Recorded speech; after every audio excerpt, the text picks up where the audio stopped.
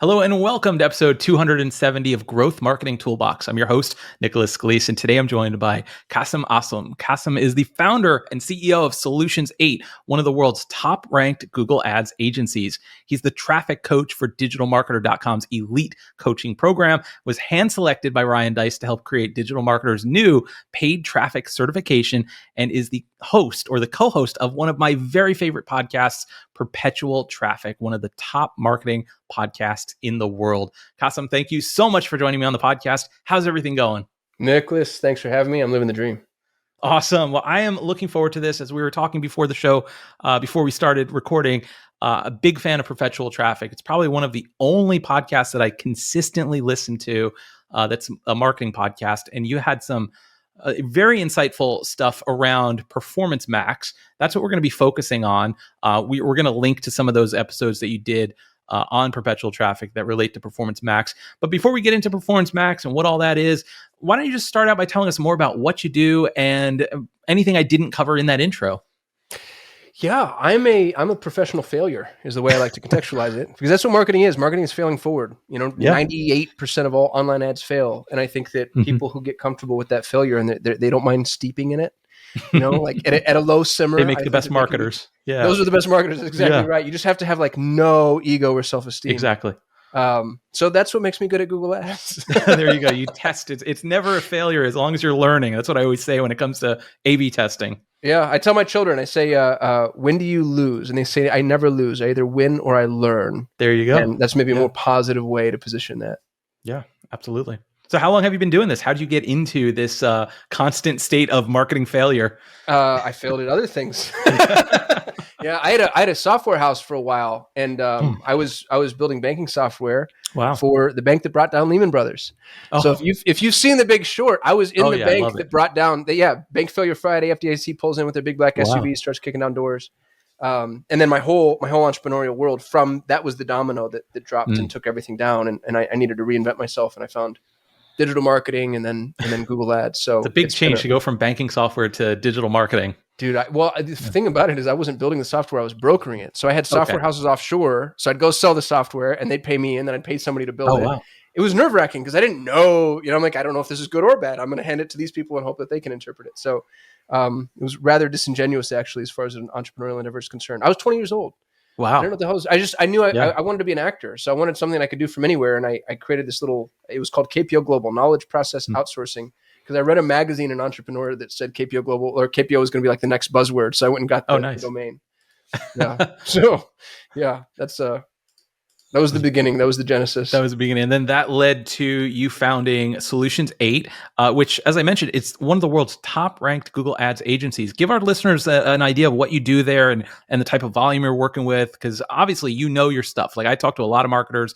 I can honestly say, this industry, PPC, conversion optimization, like better than almost anyone I've interviewed. Tell us, what is Solutions 8? What are you guys doing on a day-to-day basis over there? Yeah, we've got 200 clients. We have $54 million in ad spend under management, more under observation if you take a look at like coaching consulting. And so there's very few people that have the luxury of as much data as we have on Google Ads. And we're violently iconoclastic. And so most Google Ads agencies follow Google's rules to their detriment and disadvantage because Google lies. I used to try to soften that language, right? But it's actually true. Like I can show you definitively multiple points. I'll give you my favorite example. In Google's geographic targeting, if you choose a geographic target, let's say that you're a mechanic, okay? And you're a mechanic and you're in Miami, Florida. And if you choose the geography, Miami, first of all, this setting is hidden. So you have to go and seek it out. But Google will say, do you want to target people in and interested in? Which, by the way, next to that in brackets is recommended. That's their recommended setting. Or underneath that, you can target people in or regularly in.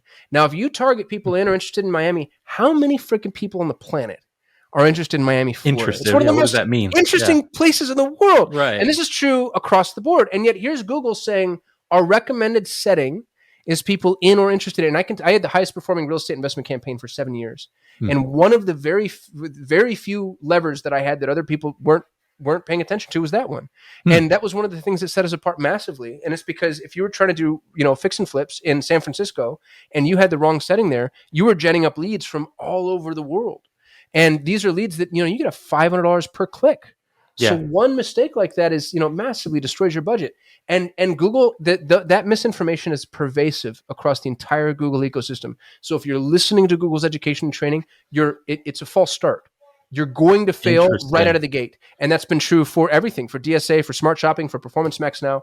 Google's approach to its own product is flawed, and it's because it's not trying to help you succeed. It's trying to maximize the value of its own inventory. That's what I was going to say. Like, what's the thinking behind that? So it's not necessarily that Google's trying to do something evil or disingenuous, right? It's more they want to give they want advertisers to have the broadest possible audience, because that's going to improve profits for Google, because you're going to be getting more false clicks, or what's the logic there? So I don't think they're trying to steal from people, to your point. I actually don't think that they're like, there's something built into the algorithm. It's like, I wonder how much money we can take out of it. Right. But it's a multi-pronged issue. Issue number one is just proficiency. I'm stealing this from Ryan Deiss. He said, Fender makes the best guitar. Fender has never produced the best guitar player, not even once. It makes a lot of sense. And you'll see that across every level of analysis.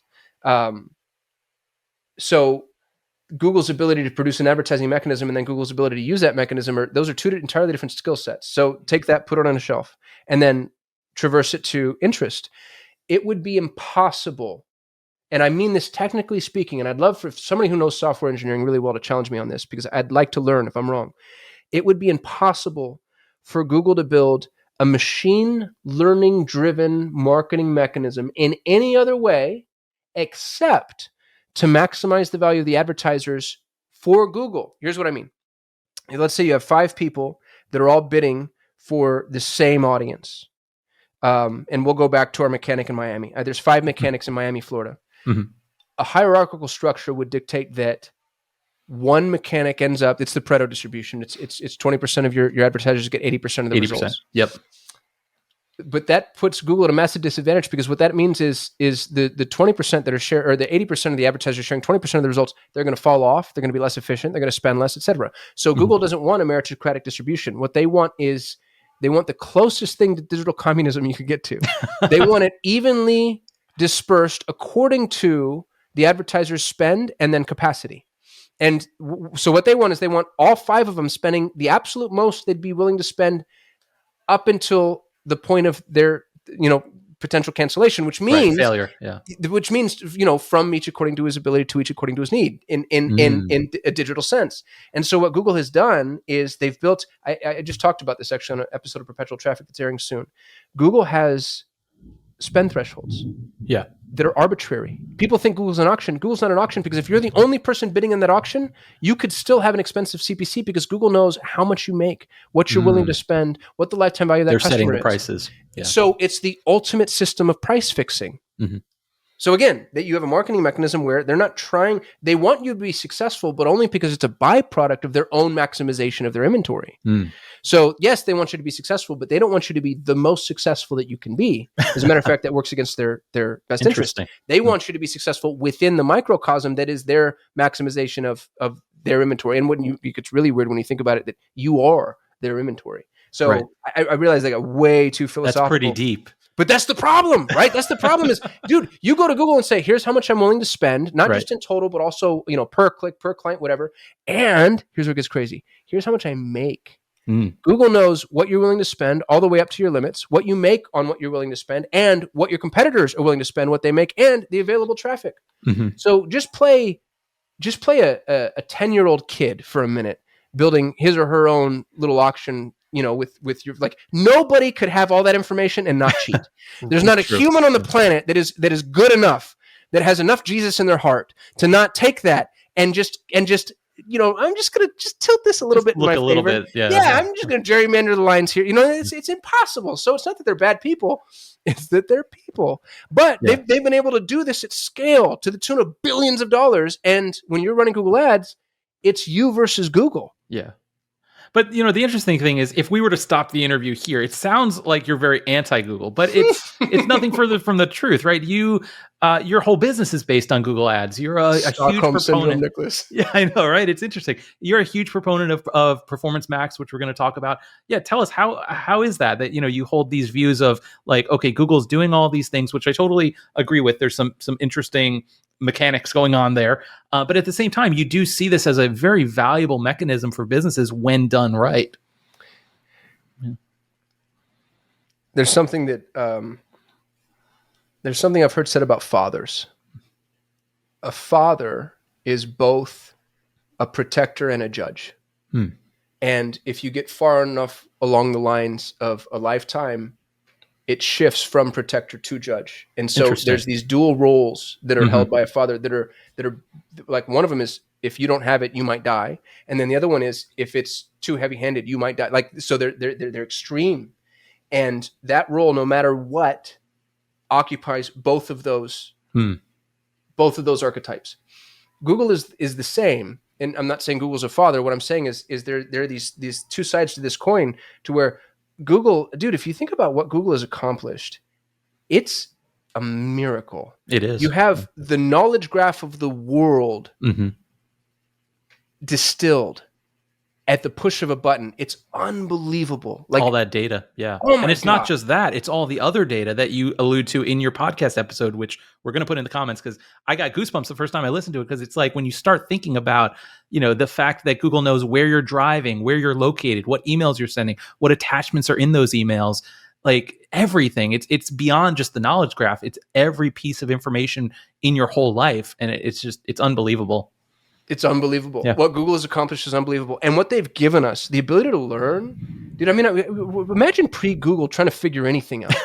You know what I mean? Like, even when we had search engines, but like Google, the way that, and I think the meritocratic environment that Google created specifically through PageRank, their original thesis, it's amazing. But there's the double edge, which is, here's a company that knows everything. That knows, in as much as such a thing can be known, literally everything. And how do you not use that information? And no matter how you use it, it's like nuclear technology. Yeah. It could save the world, could destroy the world. You know what I mean? True. Like, so what do we do with it? So I'm not anti-Google, but what I am is you have to know the risks before you go play with this fire. That's fair. And so few people have really acknowledged the risks, and they did such a good job, dude. Like, the greatest trick the devil ever pulled was convincing the world he didn't exist. What I think is so funny is how many congressional hearings there have been on Facebook. Oh yeah. Versus how many there have been on Google. Right. Like, dude, Facebook took all the arrows, and I'm like, they pale in comparison. They're a pea on the scale to Google's anvil. Yeah. And yet Google's done such a good job of just staying flying under the radar. Yep. And the biggest privacy concerns, the biggest intrusion, the biggest tracking, it's all Google. and yet they just, I don't know how they did it, but nobody, we're just fine. It's because they had that slogan, "Don't be evil," for the longest time. That's what did it. Yeah, we've been people were like, if they have that slogan, they must be good. Let's just look at Facebook. Yeah, that's so funny. Somebody said to me, it's because Facebook has a face, and it's a very punchable face. Mark Zuckerberg has a very punchable face. Google did a good job of dehumanizing themselves. Interesting. Yeah, I don't know if I don't know if I'm ready to say I agree with that. I can see some truth in that. Yeah. So it sounds like, there's all this data, and for many years it's sort of been siloed by Google, but all of this is coming to a head. It's coming together in this product called Performance Max, or PMax. That's really going to be the focus of this interview, because it's a relatively new product, a new solution for advertisers that a lot of advertisers don't fully understand, but it's this way to leverage all of this data. Tell us, what is Performance Max, and what is this opportunity that's been presented with it? Yeah. So to say that, other people don't understand it, I think is only part of the story, because the truth is I don't understand it. and more to the point, we have access now, because of the clients that we have, to high-end teams at Google. I'm not talking about those annoying people that call you and ask you to maximize conversions and everything. Like, really smart folks, right. Like the Ivy League blowhards that Google goes and gets. And they don't understand it. And there's disparate opinions on how it should be used. So if you're listening to this, be very careful, because everything that I'm saying is potentially wrong. Now, I have more data than you have. So I have a little bit of a head start, but the people that are going to be successful with Performance Max are the people that are willing to be nimble in their thinking. Okay. That said, Performance Max utilizes all of Google's data and all of Google's inventory. And It's the very first time Google's ever allowed us to do that. So, you think if you ask people what is, and I'm going to steal a little bit from the podcast you're linking to, but just a real quick, minute snippet from it because I think it's relevant. If you ask people what Google is, they say it's a search engine, which is funny because that's the last thing Google is. Like, it's a search engine, yes, but really, like, if you look at Google Analytics is on 99% of all front-facing websites, which means, wildly uncomfortable here, Google knows who's in Narcotics Anonymous, who's cheating on their spouse, who's about to declare bankruptcy, who's looking for a job, et cetera, et cetera, et cetera. Everything you do on every website on the internet, Google is able to catalog. The European Union just came out and said Google Analytics is a standalone entity, is not GDPR compliant. I've been saying that for 3 years, by the way. Wow. Google Analytics, Google Gmail, largest email utility on the planet, reading every single email you send and receive. And if you don't use Gmail, guess what? You communicate with people that use Gmail. That's the key. Yeah. And they're cataloging. So now they know what your relative level of education, income, semantic index, all your attachments. Yeah, if you have a tax return in there, that's getting scanned. Yeah. Exactly. And then cascade that, Google Photos. Google knows what my children look like, who I hang out with. Google Maps, Android. Google Maps alone. I mean, just think of that. Everywhere you drive, how long you stay at a certain location, your phone is with you all the time. It's pretty much every place you've ever been. That alone is a massive load of information, and that's just one tiny component of this Google ecosystem. Dude, they know where you are within like 10 feet at any given moment. Imagine if they had a missile guidance system and decided to, you know what I mean? Like, it gets really dark really quickly. So you take everything that Google knows about people, and there's a data point that I love to cite. Google told a woman she was pregnant before she knew she was pregnant. This happened in April of 2015. This was 7 years ago. Wow. 7 years ago. What does Google know now? Yeah. And it's based off of her search and communication patterns. Google's able to tell like when a flu's going to break out before the flu actually breaks out. So you take that and you condense it into a marketing mechanism. And then this is the real key here. Google used to be viewed as an inbound marketing paradigm. So people would search for something and then you'd advertise and then you get in front of the people that are searching for it and they would buy it. And that's why Google was so powerful. Performance Max is actually outbound. So Performance Max goes, oh, interesting. You sell blue light blocking sunglasses. It's one of my favorite examples. I happen to know Nicholas has been getting headaches recently.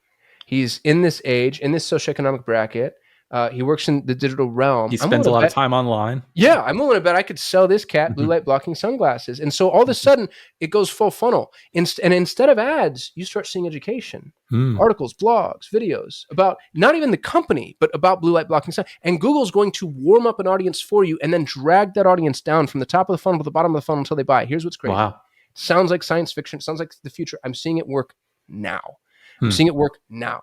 We're approaching 100 clients using Performance Max, and in the e-com space, I've never seen anything so powerful. It's not a magic bullet.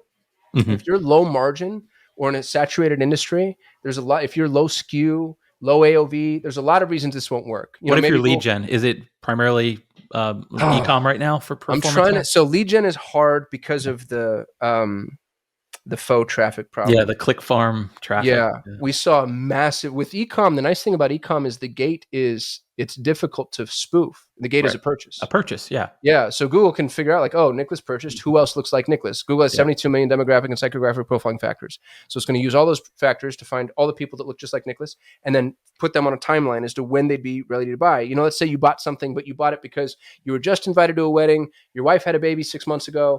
And Google knows you want to shop for a house. Well, all of those things are relevant in the fact that you just bought a lawnmower. I don't know. You know what I mean? Like, so now it goes, okay, everybody who looks like Nicholas, and then also it's three-dimensional in its thinking.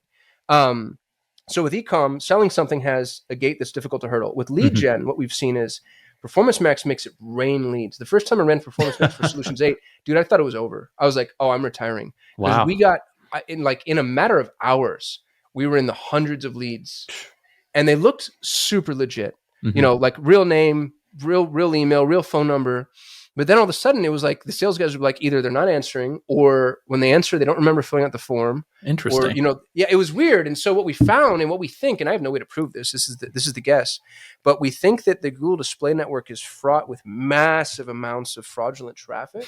Yeah. And you don't notice it on e-com because Google's able to filter it out pretty quickly because they don't, the common denominators behind a purchasing decision doesn't apply to the fraudulent traffic. With lead gen, if you say, oh, fill out my form, they'll fill out your form. Yeah. And they're not bots. That's the craziest thing. They're not bots. This isn't like, oh, throw on, ClickCease. Right. ClickCease is not going to fix this. It can't. They're actual people because they're hurdling the technological initiatives that we put in place in order to identify still between a bot and a person. Now, maybe they're super smart bots, but that also still, it just doesn't, when you look at the interaction, it looks like people. So we think that they're click farms. But then the question that you asked me on Twitter was, well, why? Why would anybody do this? Yeah. Yeah, dude, I have no idea. Like, I've heard some people say that they're using it to, you're basically, it's like aging a domain or an IP address when you want to be a spammer. They're like aging these users in the eyes of Google so they can game AdSense or organic optimization. Interesting. Or whatever. Okay. Maybe, sort of like but even warm up an email feels, address. Yeah. And then, if they run around online doing things that look legitimate in the eyes of Google, and the way to legitimize yourself in the eyes of Google would be engaging in paid traffic, because that's what Google pays attention to most, because that's their primary monetization mechanism. So regardless, lead gen is tough because you get a bunch of this click farming traffic. Now, Google just very recently allowed us to have more specific geographic segmentation, which I think is going to help. But what we're telling people to do from a lead gen perspective is make the conversion hard. I've got a client that's crushing Performance Max with lead gen. They sell prefabricated buildings. So these are, 80, 90, $150,000 buildings. And to convert is 17 fields. Wow. Like a CRO would look at that. That would normally, that would be a red flag for landing page optimizer. Yeah, I'd get taken apart. But they couldn't be doing better. I don't know how to overstate that any further. It's quality over quantity. So they're probably not getting a high volume, but they're getting very qualified leads. Yeah. Now you don't want to lift it so high that a real person wouldn't jump through your hoops. And then we've also toyed with the idea of having, like little fly traps, questions that a real prospect would answer properly, but a fake prospect might not know to change the answer, and then having the default on the fly trap itself, and then not counting that. There's ways around this. The truth is we haven't cracked the code yet. So I have some clients that are running PMax for lead gen that are crushing it. More often, we burn through the client's budget and patience before we find success. Okay. I believe very strongly, and this is going to sound excessively confident, on a long enough timeline with enough money, there's no way Performance Max fails. As long as even for lead gen, 100%. Okay, no question. As long as your business is viable. Now, you might not be charging enough. Maybe there's no market for your service. But if you have a viable business on a long enough timeline, if you're patient enough and give PMax enough money, it's going to figure out who buys from you, and it's going to bring more people back. The problem is, most people, myself included, by the way, I turn PMax off. They don't have the threshold for pain to put or up the with budget. all that. Yeah, you got to pay the machine to learn. Well, they're usually doing paid ads in the first place because SEO is too much of a long game for them. Right. So, I can't imagine the patience being something that they have a lot of. What a great point that is, because I think it would actually take longer than organic optimization would take. Yeah, there you go. But once it works, dude, we're talking about a money-making machine. You put in $1, you get 10 out. Interesting. So PMax is, again, it's funny because I vacillate here. On one hand, I'm like, oh, Google's evil. And then the other hand, I'm like, PMax is the most powerful marketing mechanism I've ever seen in my entire life. So do you see yourself at a point maybe in the future where Solutions 8 is like 100% PMax across all clients? My business partner already said it. He said we're a Performance Max agency. You can't. Incredible. It doesn't mean we don't use other campaign types. You actually have to. You have to. And there's a whole bunch of reasons that we can dive into there too, if we had the time. But Performance Max is the future. And it's not because we said so. It's because Google said so. Google replaced Smart Shopping with Performance Max. They're replacing local campaigns with Performance Max. Like, they are whittling down our capabilities and mechanisms. I think GA4, the fact that it's so porous, I think GA4 is built with Performance Max in mind, and you're going to see that more and more. Remember I said that, because I want somebody to be like, Kasim told me this would happen. It's so funny, dude. One of our more advanced teams told us that manual CPC is going away. And so I was like, dude, that blows me away that they would take away manual CPC. I see nothing about it online. So then I tweeted Jenny Marvin, the Google Ads liaison, and I was like, hey, Jenny, somebody said that manual CPC is going away. And then she messages me privately and she goes, no, that's not true. Also, can you give me the email of the person that told you that? And I was like, yeah, I see what's happening. They're in trouble. Yeah. So I don't know, man. Like, they're just taking away everything up until Performance Max is the thing. Yeah. And then it's a fight. Because Performance Max, again, they're going to try to maximize the value of their own inventory. So, things that are advisable inside of Performance Max right now, like telling Google your margins effectively, I don't know that becomes advisable long term. I also don't know. Right now, Performance Max is so effective because it's blue ocean. Once all of the advertisers in an industry turn to Performance Max, does it still work? Does it still work as Right. well? And I don't know the answer to that. Dude, we're 24 to 36 months into the curve right now, just so you know. Like we're early. So it's going to take a long time, especially to move some of the big spenders into being comfortable with Performance Max. Two of the biggest agencies in the world, 9-figure valuation agencies, have chosen not to use Performance Max because they don't like its reporting. Because there's so little data and it doesn't align with everything. A lot of agencies are against it. I've spoken to a lot of agency owners that won't even touch it because they just absolutely hate it. Tons. Yeah. And you know, it's kind of like, all right, you want to be right, you want to be successful. Because you're right. All the things about Performance Max that they say suck, that absolutely is true. You don't get the data, you don't get the dimensions, you don't get the insight. But I think a lot of them, they're just stuck in their ways. They don't want, it's the same thing with TikTok and everything else. It's new. You have to learn a whole new system. I mean, watching agencies shift from being Facebook agencies and Instagram agencies to being TikTok agencies, that's what we're seeing on the social side. So I think a lot of it is just, do you really want to change your whole agency process to adapt to Performance Max? It's a complete... It's not we have to go learn this new tool. It's you have to unlearn everything you've ever known. Yeah. We've had to change the way we sell, change the way we client manage, change the way our specialists build accounts and our strategists review those accounts. And then we have clients that's been the hardest part for me is we have people that have been acclimated to a 10-year narrative. For 10 years, I've been able to say, hey, it takes 90 days. Right. And now it's, I don't know. It might work immediately. It might never work. Yeah. Well, there's 7 different channels. We're not just launching one campaign. We're launching 7 at once.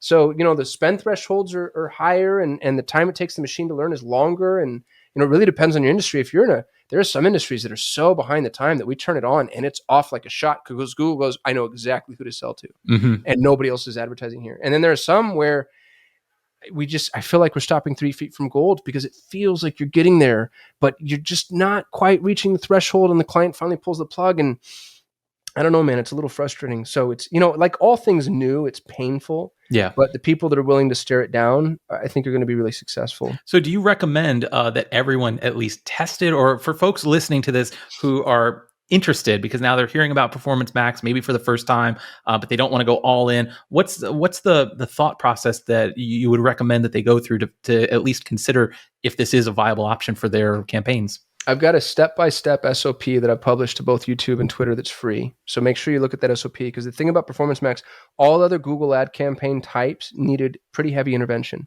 regular checkups, movement adjustments, 3 days, 7 day, whatever. With Performance Max, don't touch it. Don't touch it in the beginning for 6 weeks, and then don't touch it. Yeah. Do your optimizations in 3-week sprints because the machine needs to learn. It's the closest thing to AI I've actually personally experienced. And I don't like that term, by the way, because I feel like it's a way that we cheat to explain something that we don't understand. But yes, I think if you've been successful, that's the fork in the road. If you've been successful with Google Ads prior to Performance Max, absolutely test it. Okay. So basically that gets back to what you were saying about if you have a viable business, it eventually will work because you still have to have a good product, good service, good business, or else it doesn't matter PMax versus anything else. You can't sell, something that's not viable. Yeah. And we're the sandbox for a lot of those companies where we used to be. But yeah, if you've been successful prior to, then absolutely test it. Give it a try. If you're brand new, it depends if you have more time or more money. And that's not combative. Some people really do have more money than they have time. It's like, hey, I got, $120 million from this private equity firm. We need to prove concept. I've only got a couple months to do it. Then Google and PMax might be the way to go test. But if you have more time than you have money, there are easier and cheaper ways to prove concept than Google and Performance Max specifically. So that's the balance of risks there.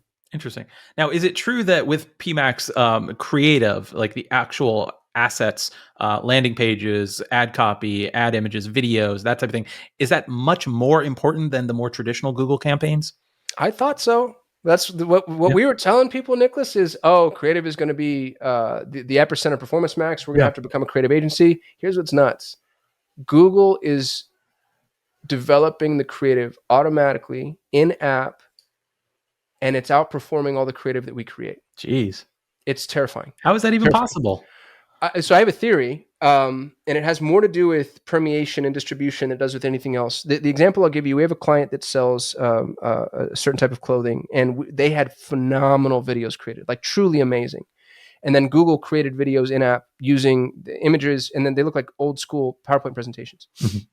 The PowerPoint presentations killed our videos by 2x almost. Like the performance was unbelievable, unparalleled. And what I think is it's the difference between responsive ads and static ads in that when Google creates the creative, it can put it in any placement. And I just mean this technical. So like you think like landscape versus horizon versus small, whatever. Google can square peg, square hole, anything, because they get to decide the size of the hole and the size of the peg. And I know that sounds like a nuance and a nit, but it's really not, because if you give Google a video or a piece of media that has to be displayed in certain proportions, you've limited its reach. So if you get hundreds of thousands of impressions over and above what you would get otherwise, especially because you're using Google generated creative, which not everybody uses, and so there's a bunch of inventory that's only available to you, I think it just has to do with the permeation. Now, we're not getting that data is the problem, so I can't prove that. That's a theory. Oh, okay. It might just be that Google knows people, and it knows people better than we know people, and it knows the adjectives and adverbs and colors that Nick likes over what Kasim likes, and so it's going to create that dynamically. But honestly, the creative doesn't seem nuanced enough to take advantage of that data. So I think it's the permeation thing. But dude, Google's writing the ad copy, it's creating the ads, it's defining the targets, it's doing the work. Like, that's it's crazy. Unreal. And when it works, it's unbelievable. Now, okay, so you're talking about the ad layer. I know you also had some insights that you shared on the podcast about landing pages. I'm kind of worried about your answer here because we build landing pages for other agencies that run pay-per-click. I mean, that's our main thing we do at Earnworthy as a white label landing page builder for agencies.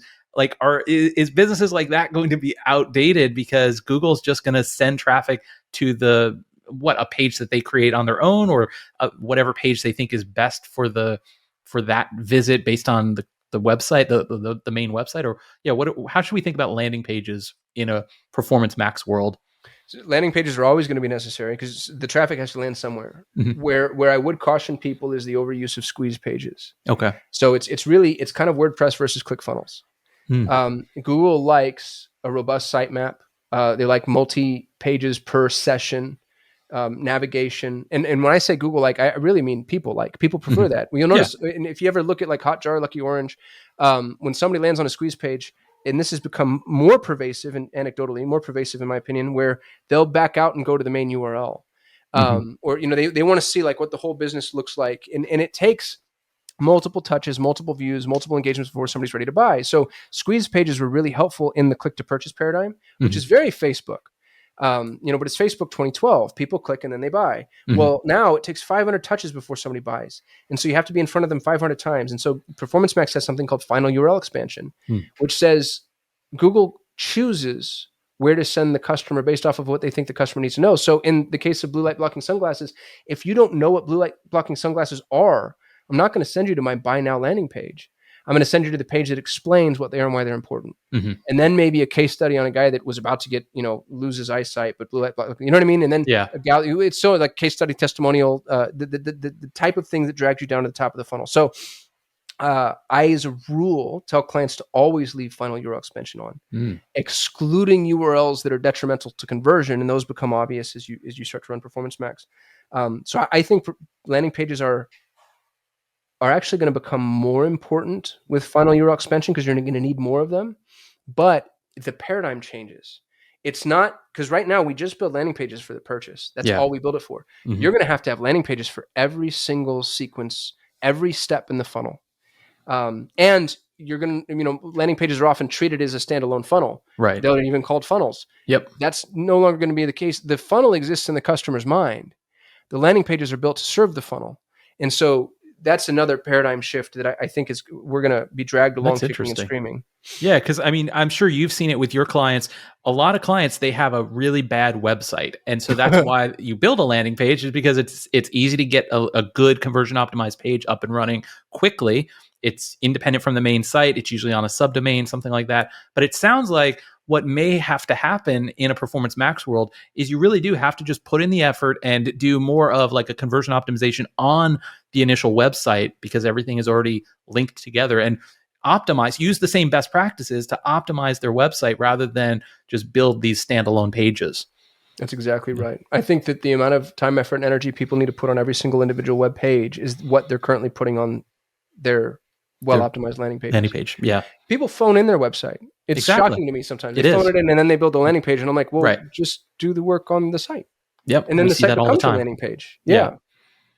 Interesting. Wow. Is there anything else that we haven't covered about PMax, or any cautions that you would give people that are eager to jump in and give it a try? Yeah. Well, so everything's going to change. We're under NDA with Google. They shared a 72 slide presentation that shows everything that's coming. And there were multiple changes on each slide. It's unbelievable what they've built, like truly miraculous. But it also means that be careful, because what you get, romantic about now today is probably going to go away tomorrow. Yeah. But you should absolutely test it. I mean, imagine, it's so funny because everybody talks about like, oh gosh, if I could have only been in, the driver's seat back when Facebook added ads to the news feed. But when the new opportunity approaches, then they're like, oh no, that's scary. You know what I mean? So it's not time yet. The same with TikTok right now. How many times have I spoken with someone in the last couple months and they say, oh, TikTok, it's too early. I don't want to jump in. But if you jump in right now, it's a great opportunity. Yeah. I guess that the same thing's happening with PMax. That's where we are. You're going to burn through some money. You're going to make some mistakes. It's going to be pretty stressful, but if you can crack the code, you got 24 months of interesting.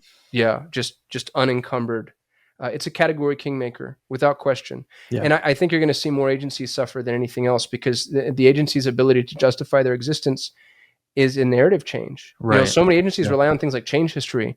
Dude, I'm not making changes in your account for 3 to 6 weeks. And if you don't want to pay me to sit here and watch your campaigns, then I'm not the right agency for you. That's what we're doing. Yeah. Because you can go hire your nephew to make changes, but he's going to kill your PMax campaigns.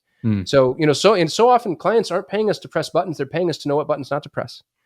And some folks don't like hearing that. No. And I'm like, well, if you took it over, it's not like you're going to do it any better. This is, like, it's actually harder. It's harder for me to sit here and watch this damn thing day in and day out, taking notes on the optimizations we're going to make, and then trying to figure out how those optimizations reconcile at the end of 3 weeks. Think about the you know what I mean? Like it's an unbelievably more difficult order than just saying, oh, make a little tweak, make a little tweak, make a little tweak. So that sounds a little combative, and it probably is, but that's where I sit right now as an agency owner. That's probably why so many agencies are against it right now, because it's changing the way that they value themselves. But yeah, ultimately, would you agree this is a good change? This is going to work out well. No question. No question. For agencies. Yeah, I think that and for everybody, for everybody. Media buyers, for the customer, for the end user. Honestly, for the people being advertised too. Yeah, like the relevance of the ads that you're going to experience. We've never seen anything like it. It's actually going to get really intrusive and really scary really quickly. You've probably seen it now to where you say something out loud and then all of a sudden you start seeing ads for it. I think that it's wild. The depth of that interaction, we've only scratched the surface. Wow. But yeah, I'm really excited for Performance Max. I think that the risk here is being left behind. So the bigger risk is not doing it than doing it. Okay. Good to know. Well, hopefully people are excited to at least give it a shot. We're going to share that resource, or actually several resources, in the show notes for this episode at growthmarketingtoolbox.com/270 for episode 270. Kasim, before we wrap up, is there any updates you want to share about Solutions 8, anything you're working on, or any last words with our listeners? I'm trying to be Twitter famous. Okay. So I think I got like 2,600 followers on Twitter. You got what, 18,000, dude? That was nuts. Yeah, and we just had a really good chat on Twitter the other day. I'll link to that as well about click fraud, click farms. Yeah. I think that's a whole nother thing that we could do a separate episode on. But yeah, as soon as you tagged me, I got like 50 followers. So whatever that is, but I don't know what I'm doing. I noticed when I responded to you, I didn't thread it properly, so it wasn't chronological. So you're doing great. Yeah, you're doing great. Just keep it up. Keep up sharing the great content. So we'll put your Twitter link in the show notes. And then if our listeners want to connect with you, is Twitter the best place to do so? Twitter is where I'm most active right now, for sure. Fantastic. Well, Kasim, this has been very insightful. One of the best interviews I've ever done. I appreciate it. Keep killing it with the podcast. I absolutely love Perpetual Traffic. I encourage everyone to go listen to it. And we'll definitely get you back on the show in the future, because there's so many other things that we got to dig into. But until then, I hope you have a fantastic rest of your day. Appreciate you, Nicholas. Thanks, man.